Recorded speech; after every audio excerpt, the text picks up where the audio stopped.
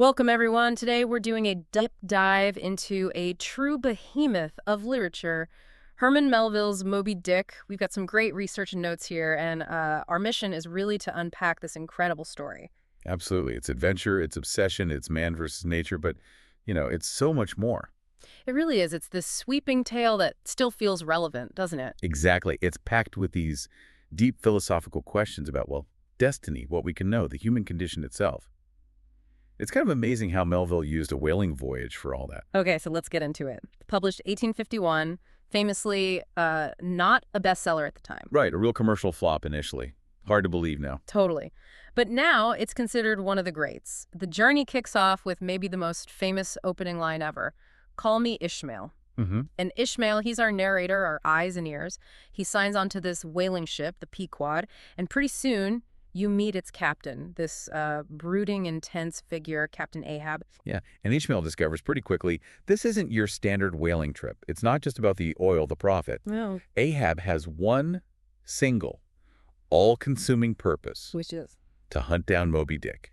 This specific, enormous white whale, Sure. the one that took his leg, destroyed his last ship. So it's personal, deeply personal. Oh, incredibly. For Ahab, it's way beyond just a whale. It's like a cosmic battle, a vendetta against, well, maybe fate itself, Mm. or some perceived evil embodied in the whale. Yeah. It absolutely consumes him. And that obsession, that's kind of the engine of the whole story, right? But as the Pequod sails, Melville does something really interesting. He keeps pausing the action. He does, for these long, detailed digressions. Exactly. Chapters on like the classification of whales, the tools they used, even the meaning of the color white. And some readers find those bits tough going, maybe. Yeah. But they're crucial. They're not just info dumps. So what are they doing there then? Well, they really deepen the book's philosophical weight.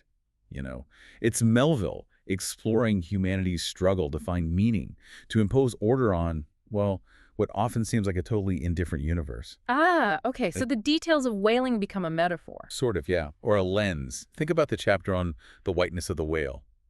He takes something seemingly simple, a color, and explores how it can represent something terrifying, ancient, unknowable, vacant even. And the encounters with other ships, they add to this too. Definitely. Those meetings build up Moby Dick's almost mythical reputation. You hear these stories, these warnings. He becomes a symbol of terror, maybe fate.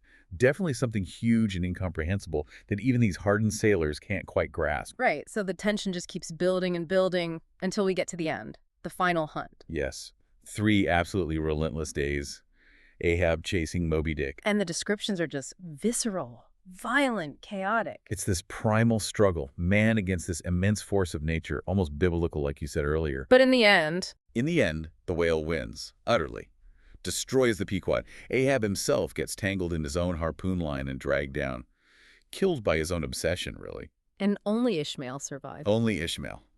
Clinging to a coffin, ironically enough, which becomes his lifeboat. Wow. So that ending, it just hammers home the main themes, doesn't it? This consuming power of obsession and revenge. Absolutely. How it can destroy not just the person obsessed, but everyone around them. The whole crew goes down because of Ahab's quest. And it makes you question, was it fate? Was Ahab doomed from the start, or did he choose this path, that whole fate versus free will thing? Exactly. Was he the master of his ship, his destiny, or just playing out a role he couldn't escape? Melville leaves it pretty ambiguous, I think. And then there's the big one, man versus nature. The whale as this raw, maybe indifferent power. Indifferent is the key word, I think. The whale isn't evil in itself. It's just nature. Immense, powerful, and completely unconcerned with human dramas or desires for revenge. So when you boil it all down, what are we left with? What should you take away from this? Beyond the adventure, I mean. Well, I think it really pushes you to think about the limits of knowledge. Science, religion, philosophy. Ishmael tries to use them all to understand the whale, the world. Will they fall short? Often, yeah. Especially when faced with something as, well, vast and fundamentally unknowable as Moby Dick, or perhaps the universe itself. It suggests there are limits to human understanding, limits to our control. That maybe we can't conquer or categorize everything. Right. And trying too hard, like Ahab did, can lead to disaster. Some things just are. So, thinking about everything we've discussed, the obsession, the chase, the tragic end, what does Moby Dick make you consider about those singular, all-consuming quests we might see or even feel in our own lives? What's the ultimate cost? Maybe not just for us, but for the people connected to us.